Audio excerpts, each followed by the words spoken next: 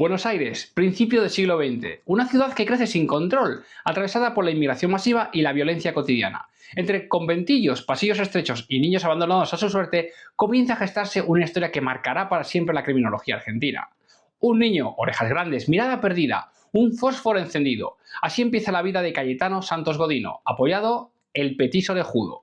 Vamos a recordar su infancia. Cayetano nació el 20 de octubre de 1896 en Buenos Aires. Era hijo de dos inmigrantes italianos de bajos recursos. Su padre, Fiore Godino, era farolero. Cada noche recorría las calles cargando una vara y un paquete de fósforos. ¿Para qué? Para encender los faroles de la ciudad. Su madre, Lucía Rufía, vivía sometida al abuso constante de su marido. En ese ambiente de golpes, gritos y miseria, Cayetano creció prácticamente sin contención.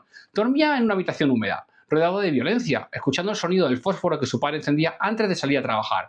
Este pequeño gesto se convertiría en una de sus obsesiones más profundas.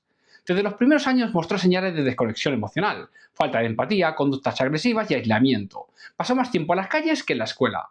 A los 7 años, Cayetano comenzó a mostrar un comportamiento que llamaría la atención de sus vecinos. Prendía fuego a todo lo que se encontraba: papeles, trozos de madera, puertas y colchones. Le fascinaba el fuego y le gustaba usarlo. Los incendios eran pequeños pero suficientes para provocar alarma. Nadie sospechaba que aquello era solo un preludio. El fuego, el mismo que veía en manos de sus padres cada noche, se había convertido en una obsesión. Pero no se conformó solo con esto. Poco después comenzaron las agresiones a otros niños. Al principio, empujones o golpes sin motivo, pero pronto algo más oscuro empezó a suceder.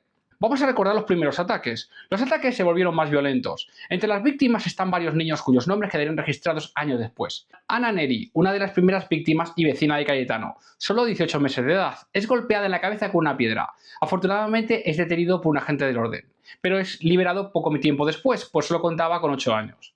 Miguel de Paoli, golpeado y asfixiado hasta perder el conocimiento. Severino González, atacado brutalmente en un descampado. Catalina Launier, Carmen Gittori, Artura La Aurora, niños y niñas pequeñas sorprendidos por un adolescente silencioso de baja estatura y mirada inexpresiva. En 1906, su propio padre acudió a la policía. Había llegado al límite. Cayetano, con apenas 10 años, fue detenido e enviado al depósito de contraventores 24 de noviembre, una especie de cárcel para menores y adultos pobres considerados peligrosos. No era el lugar para un niño, pero Cayetano nunca había sido tratado como tal. Tras su salida del depósito, no hubo rehabilitación ni seguimiento, volvió directamente a las calles y los ataques continuaron. Cayetano se volvió experto en atraer a niños pequeños con excusas y promesas. Los llevaba a lugares apartados donde los golpeaba, quemaba o intentaba estrangular. Al mismo tiempo provocaba incendios más grandes, casas en construcción, galpones o patios de conventillos. Sus crímenes eran mencionados en voz baja. La policía lo registraba como incidentes aislados. Nadie unía las piezas y Cayetano se volvía más audaz y peligroso. Vamos a recordar la primera víctima por la que fue condenado. El 13 de diciembre de 1912, en el barrio de Parque Patricios, un niño de 3 años jugaba cerca de su casa. ¿Su nombre? Gesualde Bebé Giordano. Cayetano lo vio, se acercó, lo tomó de la mano y lo llevó a un descampado. Allí repitió un patrón que había ejecutado tantas veces: golpes, estrangulación, violencia desmedida. Finalmente lo terminó aplastando su cráneo con un ladrillo. La búsqueda del niño movilizó a todo el barrio y esa misma noche encontraron el cuerpo. Los vecinos habían visto a Cayetano con él. La policía lo detuvo el día siguiente. Durante el interrogatorio confesó ese crimen y varios más. Vamos a destacar la desaparición de María Rosa Feis en 1906, de tan solo 3 años. Un caso nunca resuelto. El petiso se autoinculpa, pero en el lugar señalado por él se encuentran 2 edificios construidos y nunca se puede encontrar a la pequeña. Se considera que pudo haber sido su primera víctima, pues nunca apareció. Un pequeño inciso para hablar del positivismo de Lombroso. Lo que siguió fue un desfile de médicos, criminólogos y periodistas. La figura de Cayetano se convirtió en un objeto de estudio y morbo nacional. Bajo los métodos del positivismo de Cesare Lombroso, los peritos midieron su cráneo, su mandíbula, sus orejas, sus manos, su cuerpo entero e incluso sus genitales. Buscaban en su anatomía señales de criminalidad innata. Lo diagnosticaron como degenerado, imbécil, sádico, bestial. Buscaban al criminal nato, pero a nadie se le ocurrió observar su historial. Nadie habló de la violencia doméstica, del abandono, de la pobreza extrema, de la infancia sin protección. Finalmente fue enviado al hospicio de las Mercedes, donde pasaría casi 10 años. El hospicio no era un lugar de tratamiento, era una institución marcada por trabajos forzosos, electroterapias experimentales, castigos físicos, explotación laboral, condiciones indignas. Su agresividad creció y agredió a internos y trabajadores. Cada vez más aislado, cada vez más violento. Los médicos consideran su caso incurable.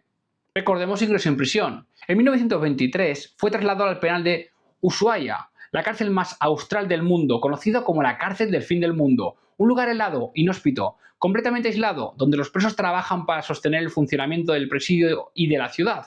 Cayetano fue rechazado por todos. Los demás internos lo veían como un peligro, incluso dentro del mundo criminal. El episodio final ocurriría años después. Los presos habían adoptado un gato como mascota, uno de los pocos elementos afectivos en un entorno tan hostil. ¿Qué hizo Cayetano? Lo que había hecho muchas veces, lo terminó. La respuesta fue inmediata y brutal. Una golpiza feroz, salvaje, que lo dejó al borde de la muerte. Días después, el 15 de noviembre de 1944, se apagó en su celda. Tenía 48 años. Su final no se investigó, no hubo autopsia oficial, no hubo justicia, a nadie le importó. Terminó como había vivido, sin cariño, sin afecto, abandonado. El petiso orejudo quedó en la historia como el primer asesino serial de Argentina. Pero detrás del mito hay otra lectura, la de un niño formado en la violencia, abandonado por su entorno, utilizado por la ciencia como experimento y por las instituciones como ejemplo de degeneración.